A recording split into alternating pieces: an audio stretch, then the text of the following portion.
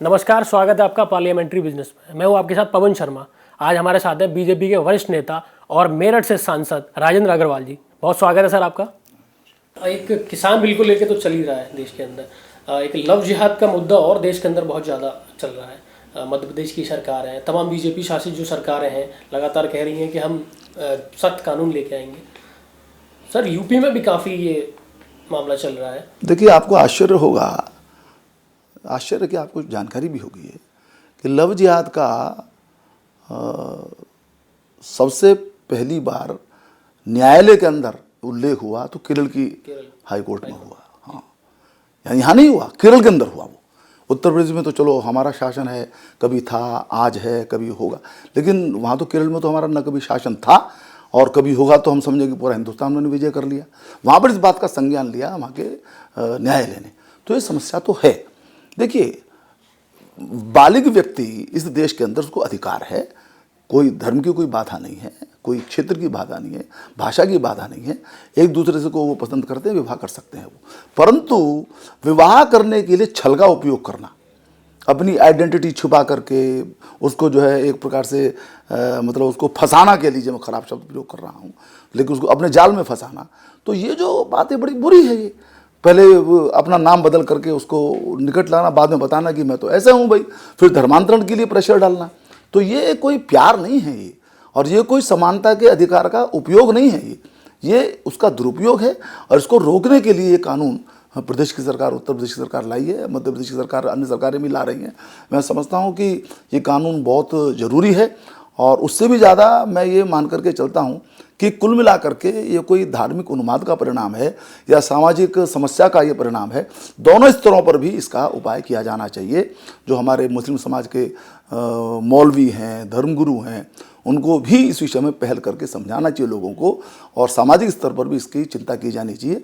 कानून तो बनना ही चाहिए, कानून अपना काम करेगा, परंतु बहुत सारी चीज़ों का की समस्याओं का हल केवल कानून के द्वारा नहीं होता। इसलिए मैंने उन दो बातों का उल्लेख किया। मैंने तो समय समय पर सर एक मुद्दा और है, पश्चिमी उत्तर प्रदेश के अंदर जो मेरठ में हाई कोर्ट की बेंच की मांग है, समय समय पर उठती रहती है। आपने खुद संसद के अंदर इसको उठाया है, तो सर कब तक हम देख सकते हैं मेरठ के अंदर? नहीं, देखिए, मैंने कई बार इस विषय को उठाया है और मैंने इस विषय का मैं ये कह सकता हूँ कि मैंने अच्छे प्रकार से इसको अध्ययन भी किया है। कुल मिलाकर के मुझे लगता है, इसलिए अब जब मैंने अंत में इस विषय को लोकसभा के अंदर उठाया तो इसी रूप में उठाया कि देश के अंदर न्यायिक व्यवस्था की समीक्षा किए जाने की बड़ी ज़रूरत है। 3 करोड़ से अधिक केसेस पेंडिंग हैं छोटी कोर्ट्स के अंदर, हाई कोर्ट्स के अंदर। तो जजों की नियुक्ति होनी चाहिए, नए न्यायालयों की रचना होनी चाहिए। और उसी क्रम में उत्तर प्रदेश जैसे जो प्रदेश हैं, जो बहुत बड़े हैं, अब यहाँ हमारे पास जो उच्च न्यायालय वो तो इलाहाबाद में है, प्रयागराज में है, और उसकी एक जो ब्रांच है, वो पीठ है, वो लखनऊ में। यानी कि इसके द्वारा पूरे के पूरे प्रदेश को कवर किया जाता है। लखनऊ के अंदर केवल 14 जिले हैं, बाकी के सारा प्रदेश वो हाई कोर्ट में, इलाहाबाद हाई कोर्ट ही कहना ठीक है, उसका नाम वही प्रसिद्ध अभी तो वहाँ जो है उनको जाना होता है। 600 किलोमीटर की दूरी है। तो उत्तर प्रदेश के अंदर भी मैंने कहा, मैंने मेरठ की भी मांग की, आगरा की भी मांग की, और मैंने गोरखपुर की भी मांग की। संयोगवश तीनों स्थानों के सांसदों ने इस मांगों को संसद में अनेक बार उठाया है।